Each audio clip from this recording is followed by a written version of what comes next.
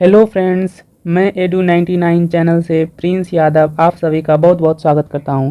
दोस्तों, आज हम लोग क्लास 10 के चैप्टर 8 के बारे में पढ़ेंगे, जिसमें से मैथ क्लास में चैप्टर 8 त्रिकोणमिति का परिचय।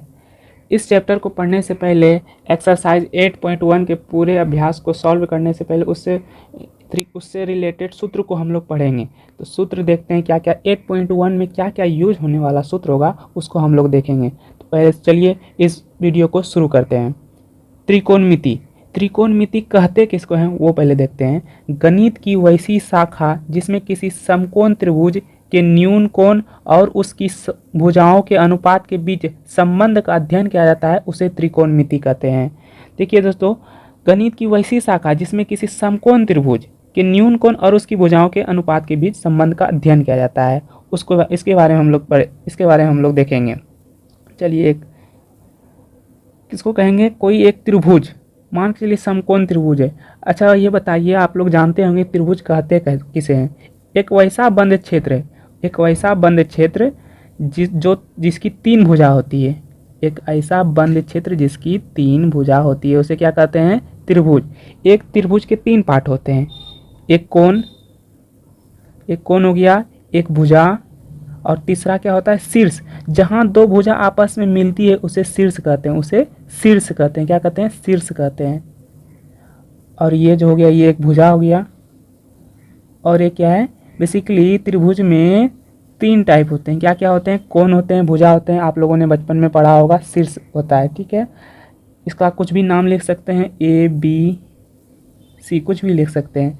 ऐसे त्रिभुज के कई प्रकार हैं। कोण के आधार पर तीन प्रकार के त्रिभुज होते हैं, भुजा के आधार पर तीन प्रकार के त्रिभुज होते हैं, पर हम लोग सब के बारे में नहीं देखेंगे। त्रिकोणमिति में जो है ना, समकोण त्रिभुज का यूज होगा। समकोण त्रिभुज का के बारे में आप लोग कुछ जानते होंगे, जिसका एक कोण 90 डिग्री होता है, उसको कहते हैं समकोण त्रिभुज। तो समकोण त्रिभुज के बारे में हम लोग देखते हैं। समकोण त्रिभुज, चलिए इसको डिटेल से देखते हैं। समकोण त्रिभुज कहते किसको हैं? तो समकोण वैसा त्रिभुज जिसका एक कोण समकोण हो, अर्थात 90 डिग्री हो, उसे समकोण त्रिभुज कहते हैं। एक समकोण त्रिभुज में शेष दो कोण न्यून कोण होते हैं। दोनों न्यून कोण का योगफल 90 डिग्री होता है। एक समकोण त्रिभुज में तीन भुजाएं होती है, लंब, आधार, कर्ण। लंब को इंग्लिश में क्या बोलते हैं? परपेंडिकुलर। आधार को बेस, कर्ण को हाइपोटेनियस। ठीक है दोस्तों, यहाँ पे क्या बोल रहा है? एक वैसा त्रिभुज जिसका एक कोण समकोण हो। चलिए फिगर के माध्यम से देखते हैं। ठीक है, चलिए एक सेकेंड। हाँ, एक वैसा त्रिभुज जिसका एक कोण 90 डिग्री हो। ये देखिए 90 डिग्री है ना, एक लेटा हुआ, एक उस पर सीधा खड़ा है, तो इसका मतलब है ये कोण बन गया मेरा 90 डिग्री। 90 डिग्री का सिंबल ये होता है। ठीक है, और जो अन्य दो कोण हैं वो न्यून कोण है, इसको क्या कहेंगे? न्यून कोण। ठीक है, न्यून कोण किसे कहते हैं? जो 90 डिग्री से कम का मान का हो। एक समकोण त्रिभुज में तीन भुजाएं होती है। कौन कौन? लंब, आधार, कर्ण। ठीक है, कर्ण हो गया, लंब हो गया और आधार हो गया। देखिए आप लोग, देखिए मैंने नाम कैसे लिखा। कर्ण जो 90 डिग्री है ना, इसके सामने वाले भुजा को कर्ण कहते हैं, और जो लेटा हुआ है उसको हम लोग आधार कहेंगे, और जो सीधा खड़ा है उसको हम लोग लंब कहेंगे। ठीक है, लंब को किससे सूचित करते हैं? पी से। क्यों? क्योंकि इसका इंग्लिश क्या होता है? परपेंडिकुलर। ठीक है, कर्ण को एच से, छोटी एच से। ठीक है, आधार को छोटी बी से। ठीक है, इसको सूचित करते हैं। पी का मतलब लंब हो गया, एच का मतलब कर्ण हो गया, बी का मतलब आधार हो गया। ठीक है, चलिए अब हम लोग आगे देखते हैं। एक समकोण त्रिभुज के समकोण वाले शीर्ष के सम्मुख भुजा को कर्ण कहते हैं। ठीक है, अभी हमने ऊपर देखा। अन्य दो भुजाओं को त्रिभुज के पाद लैग के रूप में जानते हैं। इसमें से एक को आधार एवं दूसरे को लंब कहा जाता है। इसको हम डिटेल से बताते हैं। एक त्रिभुज लीजिए, कोई भी समकोण त्रिभुज लेंगे, उसका नाम हम कुछ भी लिख सकते हैं, ए बी सी। आप एक्स वाई जेड भी लिख सकते हैं, कैपिटल लेटर में लिखेंगे। ठीक है, एक समकोण त्रिभुज, ये समकोण का सिंबल हो गया। क्या यहाँ परिभाषा बोल रहा है? समकोण त्रिभुज के समकोण वाले शीर्ष, समकोण वाला शीर्ष ये है, तो समकोण वाले शीर्ष के सम्मुख भुजा मतलब ये, इसको क्या कहेंगे? कर्ण कहेंगे। कर्ण को किससे सूचित करते हैं? एच से। ठीक है, और उसके बाद अन्य दो भुजा को हम लोग आधार कहते हैं या लम कहते हैं। या तो यहाँ ये आधार हो सकता है, यहाँ ये लम हो सकता है, लेकिन यहाँ पे ये आधार होगा, क्योंकि आधार जो है वो लेटा हुआ को बोलते हैं आधार। आधार को किसे सूचित करते हैं, बी से, ठीक है, और लम को पी से, छोटी पी से, ठीक है।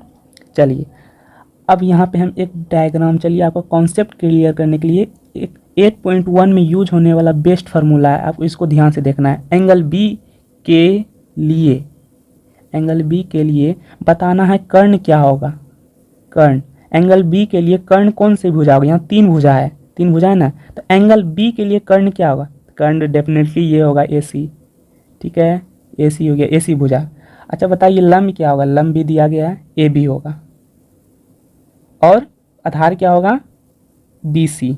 भुजा का नाम हम लोग लिखते हैं इस प्रकार, भुजा जैसे ये भुजा है तो ये पॉइंट पे क्या नाम लिखा है, ए, और इस पॉइंट पे क्या लिखा है वो सी, तो ए सी लिख सकते हैं। आप सी ए भी लिख सकते हैं, यहाँ पे सी ए भी लिख सकते हैं, आप बी सी के जगह सी बी भी लिख सकते हैं, आप यहाँ बी सी के जगह सी बी भी लिख सकते हैं, और यहाँ पे ए बी के जगह बी ए भी लिख सकते हैं, लेकिन अच्छा दिखे इसीलिए हम लोग ऐसे लिखते हैं। चलिए अब एंगल बी के लिए तो चलिए हो गया, अब एंगल ए के लिए देखेंगे हम लोग। दिख रहा है आप लोगों को, एंगल ए के लिए, एंगल ए के लिए हम इसका एक और त्रिभुज बना देते हैं।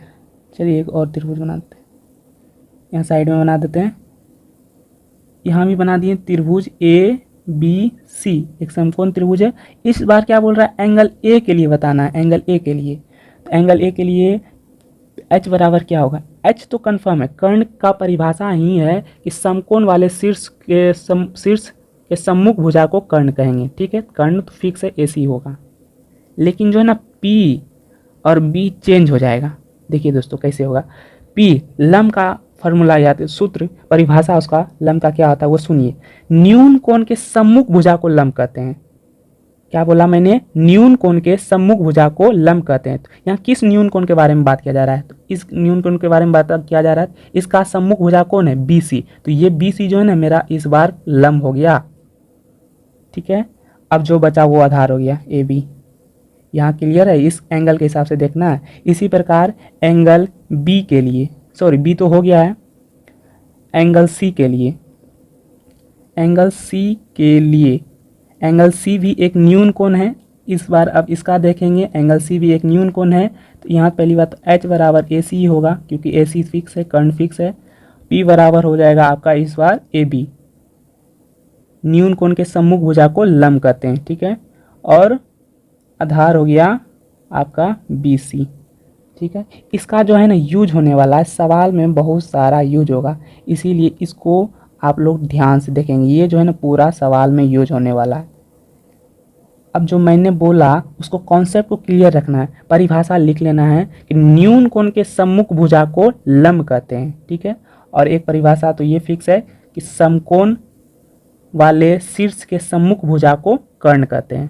तो ये दोनों परिभाषा पता है, अगर एच निकल जाएगा और पी निकल जाएगा तो बी तो अपने जो बचेगा वो ऑटोमेटिकली निकल जाएगा, ठीक है। चलिए अब हम लोग आगे देखते हैं, आगे हम लोग, चलिए 2 सेकेंड, यहाँ तक हो गया हम लोगों का। अब हम लोग एक बेस्ट इम्पोर्टेंट फार्मूला पढ़ेंगे। एक त्रिभुज लेते हैं, त्रिभुज ए बी सी, ठीक है, त्रिभुज ए बी सी। त्रिभुज ए बी सी एक समकोण त्रिभुज है, इसमें क्या होगा ये बताइए। इसके हिसाब से ये एच हो जाएगा जो लेटा हुआ है, जब ये हो गया मेरा बी और ये हो गया मेरा पी। पी मतलब लम, हम ज़्यादा लम और कर्ण नहीं बोलेंगे, बी पी बोलेंगे तो मतलब लम, एच बोलेंगे तो मतलब कर्ण, बी बोलेंगे तो मतलब आधार, ठीक है दोस्तों। चलिए अब एक इम्पोर्टेंट फार्मूला है यहाँ पे, अगर हम लम के स्क्वायर को और आधार के स्क्वायर को जोड़ देते हैं तो मेरा बन जाता है कर्ण का स्क्वायर। देखिए लम के स्क्वायर को और आधार के स्क्वायर को अगर हम जोड़ देते हैं तो वो क्या हो जाता है हमारा कर्ण का स्क्वायर, ठीक है। चलिए इक्वल टू हो जाता है कर्ण का स्क्वायर। इसको हम ऐसे लिख सकते हैं, पी के जगह हम क्या लिख सकते हैं, पी के जगह हम ए बी लिख सकते हैं, ए बी का स्क्वायर प्लस बी के जगह हम बी सी लिख सकते हैं, बी सी का स्क्वायर बराबर एच के जगह पे हम लोग AC लिख सकते हैं, ठीक है। यही इसी फार्मूला को हम लोग कहते हैं पाइथागोरस। क्या कहते हैं? पाइथागोरस परिमेय, पाइथागोरस परिमेय, पाइथागोरस थ्योरम, ठीक है। चलिए अब इस सूत्र के हिसाब से देखते हैं क्या और क्या क्या बनता है। चलिए अब हम लोग अगर कर्ण के स्क्वायर में आधार के स्क्वायर को घटा देते हैं तो क्या बन जाता है? लंब का स्क्वायर बन जाता है। ये भी सूत्र है। और अगर हम कर्ण के स्क्वायर में लंब के स्क्वायर को माइनस कर दें तो क्या हो जाएगा? हो जाएगा मेरा आधार का स्क्वायर। ये एक सूत्र हो गया आपका। 3 सूत्र है यहाँ पे, 1 2 और ये एक ऊपर वाला 3, ठीक है दोस्तों। यहाँ पे इन तीनों भुजा में आप ये कॉन्सेप्ट क्लियर कीजिए, लंब, आधार और कर्ण में सबसे बड़ा कर्ण होता है, ठीक है। इसीलिए यहाँ पे कर्ण के भुजा में माइनस हो रहा है, बी भी माइनस हो रहा है, पी भी माइनस हो रहा है। जब ये दोनों को ऐड कर देते हैं तो इतना होता है, इसलिए सबसे बड़ा ये होता है। और ये दोनों आपस में बराबर भी नहीं होते, आपस में छोटा बड़ा हो सकता है। या तो इसका वैल्यू 3 हो सकता है, इसका वैल्यू 2 हो सकता है, कभी इसका वैल्यू 2 हो सकता है, कभी इसका वैल्यू 3 हो सकता है, ठीक है। ये दोनों आपस में चेंज होता रहता है, ठीक है। चलिए हम लोग आगे देखते हैं। ये तीनों फार्मूला आपको लिख लेना है, स्क्रीनशॉट ले लेना है, ठीक है। चलिए 8.1 में पूरा यूज होना है, इनफैक्ट पूरा ट्रिग्नोमेट्री में यूज होने वाला है। चलिए यहाँ हो गया पाइथागोरस परिमेय, हम लोग पढ़ लिए। पाइथागोरस परिमेय किसको कहते हैं?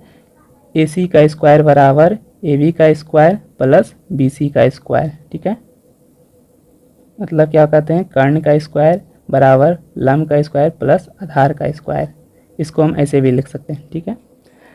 चलिए इसको हम एक प्रकार से और लिख सकते हैं। अगर स्क्वायर बराबर के उधर जाता है तो क्या हो जाता है? आपने बचपन में सुना होगा, अगर स्क्वायर बराबर के उधर चला जाए तो वो रूट अंडर हो जाता है, रूट में परिवर्तित हो जाता है। जिस प्रकार अगर भाग बराबर के उधर जाता है तो गुना में बदल जाता है, गुना बराबर के उधर जाता है तो भाग में हो जाता है। उसी प्रकार अगर स्क्वायर उस साइड चले जाए बराबर के तो वो रूट में चेंज हो जाता है। चलिए दोस्तों यहाँ पे हम लोग एक और ट्रिक देखेंगे, पाइथागोरस ट्रिक। किसका बोल रहे हैं? Pythagoras trick. ये ट्रिक मैं आपको दे रहा हूँ, ये सवाल में इतना इम्पोर्टेंट रोल करेगा ना। चलिए मैं अभी कुछ लिख देता हूँ, अभी आपको समझ में नहीं आएगा, मैं समझाऊंगा बाद में इसको। पहले इसको सिर्फ देखिए। 3 4 5 5 12 13 9 40 41 8 15 17, ठीक है। और है 7 24 25 6 8 10 9 12 15 11 60 61 और बहुत सारे हैं। इतना ही ज़्यादा बहुत, यही बहुत यूज हो जाएगा आप लोग के लिए। इसको समझने का कोशिश करेंगे। ये 3 4 5 क्या है? इसमें सबसे पहले बताइए 3 4 5 में सबसे बड़ा डिजिट कौन होता है? तो यहाँ डिजिट 5 है सबसे बड़ा डिजिट, तो ये h का वैल्यू हो गया, ये h का वैल्यू हो जाएगा, ये h हो जाएगा। और ये दोनों में या तो ये p हो सकता है या तो ये p हो सकता है, या तो ये b हो सकता है या तो ये b हो सकता है, कुछ भी हो सकता है ये दोनों में। चलिए इसी प्रकार इसमें भी देखेंगे। सबसे बड़ा डिजिट कौन है? 25 मेरा कर्ण हो गया, कर्ण का वैल्यू। इसमें 10 ये कर्ण का वैल्यू है, 15 ये कर्ण का वैल्यू है। ये आधार और लंब आपस में चेंज हो सकता है, लेकिन सबसे जो बड़ा वाला होगा डिजिट वो हमारा कर्ण का वैल्यू है। इस पे हम रिलेटेड सवाल आप लोगों को बताते हैं। जैसे कोई क्वेश्चन आपके पास रहेगा, कोई एक त्रिभुज दिया रहेगा, समकोण त्रिभुज PQR, ठीक है। और h का आपका वैल्यू दिया रहेगा, h का वैल्यू दिया रहेगा आपका 61 सेंटीमीटर, ठीक है। और लंब का आपका दे दिया होगा 60 सेंटीमीटर। आपको ये ज्ञात करना है। आप ऐसे बनाओगे, बनाने का तरीका ये है, त्रिभुज PQR में क्या क्या दिया गया पहले उसको लिख लेंगे। कोण Q बराबर कितना डिग्री दिया गया? 90 डिग्री दिया गया है। PR का वैल्यू क्या दिया गया? 61 सेंटीमीटर दिया गया है। और PQ का वैल्यू कितना दिया गया है? 60 सेंटीमीटर दिया गया है। PQ का वैल्यू 60 और PR का वैल्यू 61। हमको QR का वैल्यू निकालना है, QR का वैल्यू निकालना है। इसके लिए हम लोग क्या फार्मूला लगाएंगे? QR मतलब B निकालना है हमको, आधार का हम लोग ऊपर में अभी फार्मूला देखे हैं। B बराबर root under H square minus P square. यहाँ पे स्क्वायर होता ना, ऊपर अभी दिखाए थे, स्क्वायर स्क्वायर उधर भेज दिए, हम रूट डायरेक्ट यहाँ पे कर दिए। एच स्क्वायर, इस त्रिभुज में एच क्या है 61 का स्क्वायर माइनस पी का 60 का स्क्वायर, ये पूरा लेंदी जाएगा, पूरा लेंदी जाएगा, जो आंसर होगा। अगर हमको डायरेक्ट ये ट्रिक याद रहेगा 61 60 11, तो मेरा डायरेक्ट यहाँ पे हो जाएगा आंसर 11। ऑब्जेक्टिव आता है डायरेक्ट मारना ट्रिक, ठीक है। इससे बाहर आप लोगों का कुछ नहीं रहेगा। इस 8 को याद कर लेना है, रट लेना है, मैथ में पूरा रट लेना है इसको, ठीक है। ऐसे याद करना है 3 4 5 5 12 13। घर में भी बोलेंगे कौन सा जोड़ बच्चा पढ़ने लगा 10 क्लास में। चलिए अब हम लोग आगे देखते हैं, इसको भी लेंदी प्रोसेस से बना के आंसर चेक करना है, 11 यहाँ पे आएगा। चलिए अब हम लोग आगे बढ़ते हैं। चलिए अब क्या है, त्रिकोणमिति में 6 अनुपात होते हैं। कितने अनुपात होते हैं? 6 अनुपात होते हैं। इस साइड अनुपात लिखा है, इधर संचित रूप लिखा है। साइन को संचित रूप क्या है? Sine, cosine cos, tangent tan, cotangent cot, secant sec, cosecant cosec, ठीक है। हम लोग इसको देखेंगे। फिर क्या है, कोनों का संकेत थीटा, ये किसका संकेत है? थीटा का संकेत, इसको क्या कहते हैं? थीटा कहेंगे, ठीक है। ये क्या है? फाई, ये Sai, lambda, alpha, beta, gamma, ठीक है। हम लोग कोनों का संकेत, इसको क्या कहेंगे? ये कोनों का संकेत होता है। थीटा जो है किसको क्या कहेंगे? कोण का एक संकेत है। लेम्डा भी कोण का संकेत है, अल्फा भी कोण का संकेत है, ठीक है। अब हम लोग फार्मूला देखेंगे, ये इन दोनों से मिलाकर फार्मूला बनाएंगे साइन थीटा। चलिए पूरा मजा आने वाला है इस फार्मूला में, ये पूरा यूज होगा। चलिए क्या, साइन थीटा बराबर क्या हो जाता है? P/H। जब हम लोग लंब को कर्ण से भाग देते हैं तो क्या मिल जाता है हमको? साइन थीटा मिल जाता है, ठीक है। इसी प्रकार होता है कॉस थीटा। जब हम लोग आधार को कर्ण से भाग देते हैं तो उसको हम लोग कहते हैं कॉस थीटा। इसी प्रकार टेन थीटा होता है P/B, मतलब लंब को जब हम लोग आधार से भाग देते हैं तो हो जाता है टेन थीटा। अब देखिए इधर होता है कॉसेक थीटा, H/P। जब हम लोग कर्ण को लंब से भाग देते हैं तो क्या मिल जाता है हमको? Cosec theta. इसी प्रकार सेक थीटा की जगह आप कुछ भी ले सकते हैं, फाई भी ले सकते हैं, साई भी ले सकते हैं, ठीक है। सेक थीटा को जब कर्ण को हम जब आधार से भाग देते हैं तो क्या मिलता है हमको? Sec theta. अब हम लोग पढ़ेंगे कॉट थीटा B/P। जब हम लोग आधार को लंब से भाग देते हैं तो हो जाता है कॉट थीटा।